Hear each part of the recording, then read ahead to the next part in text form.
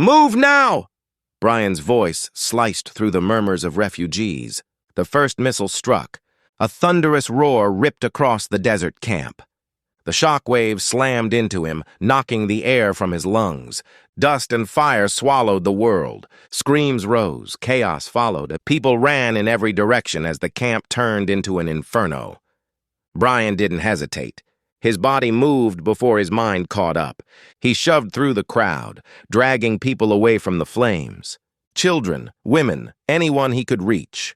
The air burned his skin. The smoke seared his throat. But he kept moving. He couldn't stop. Then his fingers brushed against the jade pendant on his chest. A jolt shot through him. Sharp, electric, alive. It pulsed once, then again. Not just a flicker of light, but something deeper.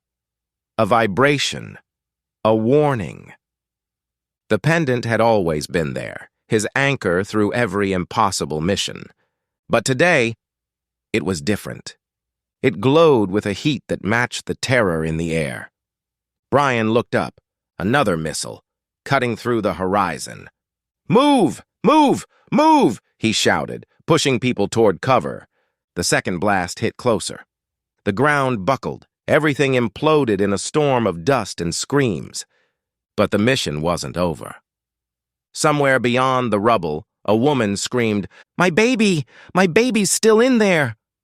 Brian froze. His heart turned cold. Then he ran, straight into the fire.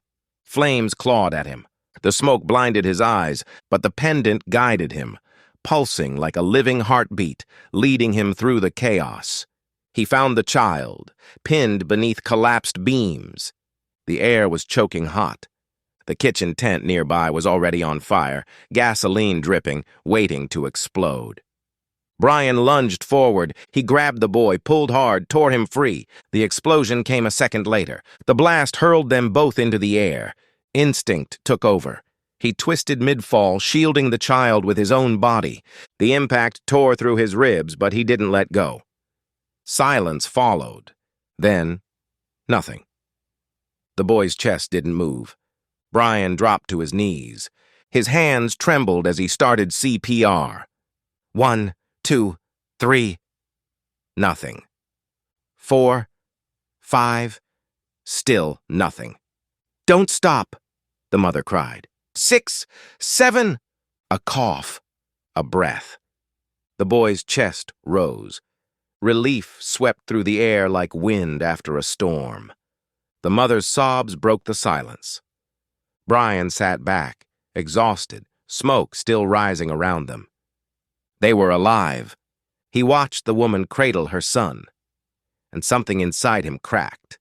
A mother's embrace, a father's protection, things he'd only dreamed of but never known. Brian stood, scanning the horizon. The fire still burned, but his mission was done. He let out a long breath, and for the first time that day he allowed himself peace. Days later, he returned home. Chinatown was quiet, cold and dim. The chaos of the desert felt like another world. Inside, Samuel Lin, the old martial arts master, looked up from his book.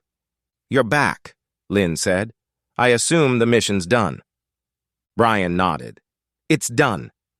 Lin tossed 2 crumpled bills onto the table. "Your payment." "Spend it wisely." Brian stared. $200. "That's it? After everything?" Lin smirked. "I never promised fortune for playing hero." Brian clenched the cash in his fist, trying not to curse. Every mission felt the same. He risked his life, barely survived, and came home with just enough to keep breathing. He looked around the tiny apartment. Flickering light, patched walls, cold air. Lin had given him a home, yes, but not a future. "What if someone else had adopted me?" Brian muttered. "Someone with money. A real family. Would I still be counting dollar bills?" "I heard that," Lin said without looking up. "For someone who complains, you're not great at keeping quiet." Brian laughed despite himself.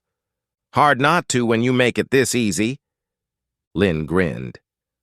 Put on some rice and clean the fish. I talk better on a full stomach. Brian rolled his eyes but obeyed. As he worked, his gaze drifted to the glowing pendant around his neck. Something strange happened, he said quietly. Before the attack, my pendant started glowing. Lynn froze for a moment. Then he sighed. So, it's starting. Brian frowned. What's starting? Lynn only smiled, that cryptic, knowing smile of his. Some things are better learned through experience. All I'll say is, this is a good sign. That's not an answer. You'll understand in time. Later, as they ate, Lynn spoke again. You've trained long enough. It's time for the big mission. Brian looked up. Finally. What's the job? Lynn stretched, still chewing lazily. Take this one, and you'll never worry about money again. Brian hesitated. You serious? Lynn nodded. When have I ever lied to you? Brian smirked. How long do you have? Lynn ignored him. There are 2 catches, he said. First, once you start, you don't quit. Second, you'll have to move to Aspen Hills. Brian blinked. Aspen Hills? That's where all the rich people live. Am I supposed to go undercover and become famous or something? Lynn laughed. Famous and undercover? Now that's absurd. His laughter faded. You'll meet Robert Hart tomorrow, at Hart Towers. He'll tell you what you need to know. Brian froze. Robert Hart? The billionaire? Is there another one? Brian's mind raced. What exactly am I doing for a billionaire? That's for him to explain, Lynn said. But if you miss that meeting, you'll miss the opportunity of a lifetime. Brian nodded slowly. All right, then. How do I get there? Train leaves before sunrise. Tickets on the table. Pack your best clothes, and remember, even in comfort, never stop training. Brian picked up the envelope. His hand trembled slightly, excitement mixed with fear. That night, he couldn't sleep. The city was silent. The pendant pulsed softly against his skin. Tomorrow would change everything. The opportunity of a lifetime was waiting, and this time he was ready.